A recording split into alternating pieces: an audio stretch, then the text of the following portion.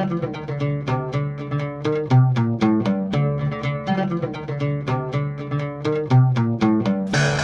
and welcome to the Sci-Fi Christian Book Reviews, brought to you by the Sci-Fi-Christian.com. I am Ben DeBono, here to talk to you about the fifth and final, at least for now, Tim Underhill novel by Peter Straub. So Tim Underhill, just because that was not very clearly stated, is the main character in all of these. So we've had Coco, Mystery, The Throat, Lost Boy, Lost Girl, and then today in the Night Room. So if you're this is the first one of my reviews on the series you've been watching and you want to see what I have to say about the rest of the series, check those out. Coco, Mystery, The Throat, Lost Boy, Lost Girl, previous four.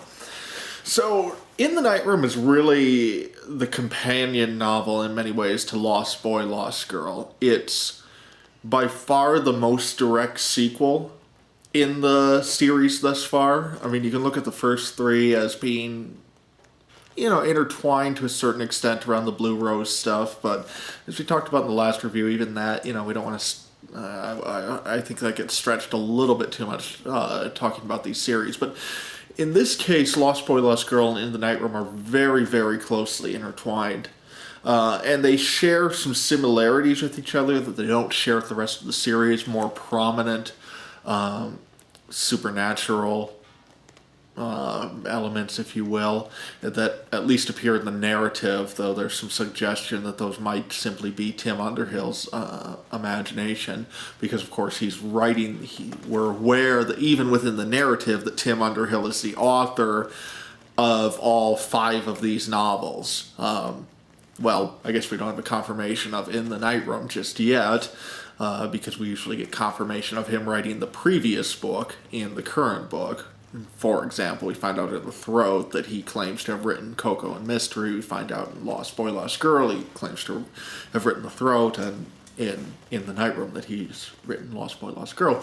So at least within the world of the novel, we have more apparent supernatural elements with these two than we've had before. They're both shorter, which I criticize Lost Boy, Lost Girl with a little bit, but once you get to the second one, I still would have some of the same criticisms here, that it doesn't give Peter Straub the time to develop some of the themes in the same way the 3 earlier books did. But it fits if we look at just these two as a sense of a duology. That's the word I'm looking for. 2-book series, if you will.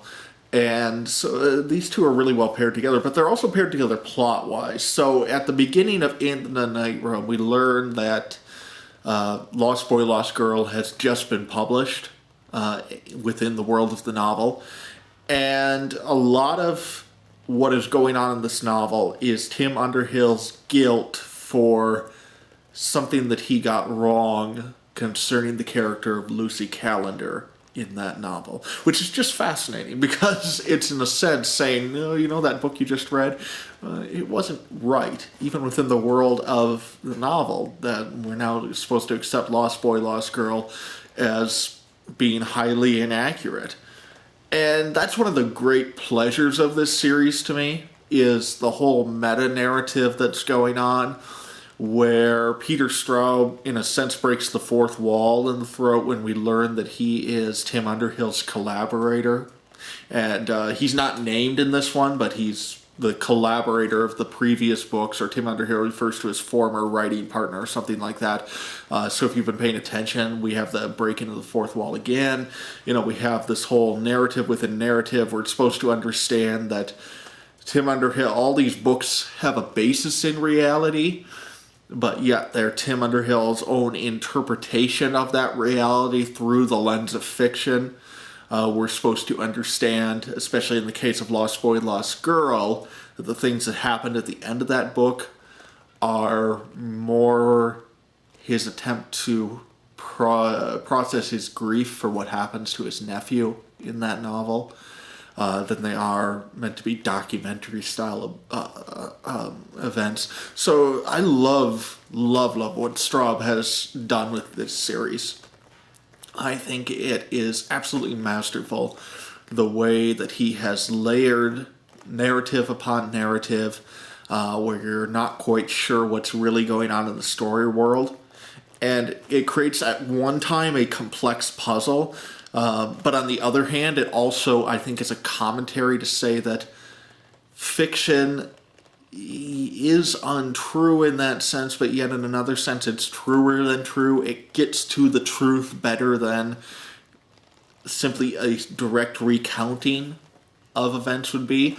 So in a sense, it's almost like he presents us with this incredible puzzle, but on the other hand says, don't figure it out, because what I'm communicating to you is the truth of these events, even if it's not strictly what happened within the world of the story. So very fascinating commentary on the nature of reality, on the nature of truth, on the nature of how we process events in our lives, how we think about things. And even in the nature of faith, he doesn't go in that direction so much, but just extrapolating that out, in terms of my own thought process. I was having a conversation, so I'm Roman Catholic, and I was having a conversation last night with a couple people about, among other things, the saints. And I was talking about how, you start reading the lives of the saints, and you get some pretty wild stories, about miracles and people doing things that just simply are against the laws of nature and physically possible. And, you look at that as a 21st century Westerner, and you kind of scratch your head, and I think you can't help but wonder, did those things really happen? Because it seems so improbable. And I guess where I've come to as a Catholic and a 21st century Westerner, living in the post-Enlightenment era, is who cares? First of all, it's unprovable one way or the other, whether there was a supernatural event that occurred or whether this is just a form of folklore or mythology, if you will.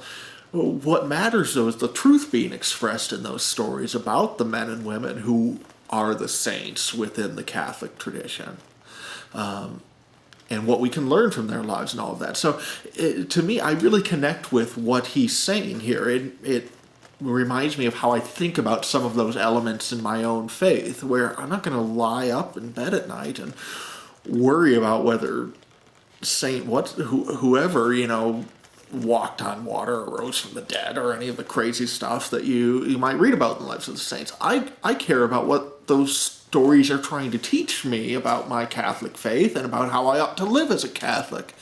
That's the truth that matters in them, not whether or not they're recounting documentary evidence.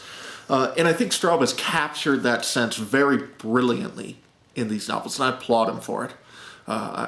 They're simply a masterpiece, and he does it very, very well, especially in this one, with some of the direct commentary on Lost Boy, Lost Girl.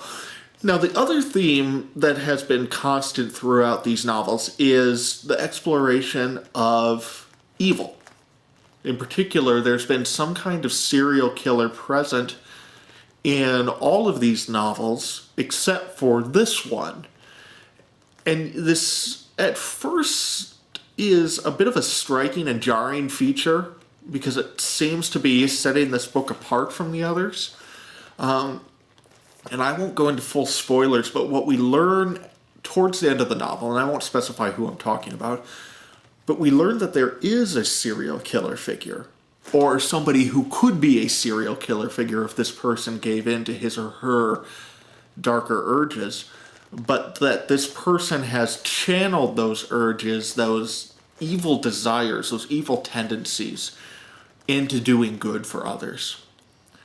And that, when he describes that in the novel, and we get to the point where that revelation is made to us, and we realize this character we've been hearing about as a wonderful person, as a good, benevolent, kind figure, actually has this very dark side inside of him or her. And it's a powerful moment to realize that this person in the novel has absorbed this evil and channeled it to something else. And it's a wonderful commentary on the nature of evil and really ties off well the themes that Straub has weaved to this point in the series.